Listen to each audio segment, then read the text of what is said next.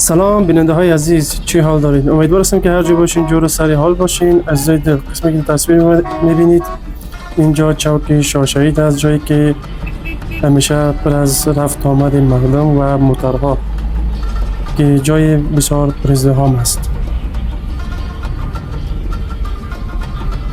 و عزیزای دل، قسمی که تصویر میبینید اینجا هم یک طرف چوک شاه شهید است، البته جایی که مخصوص کسایی که مالایشون هم میرن به فروش میندازن.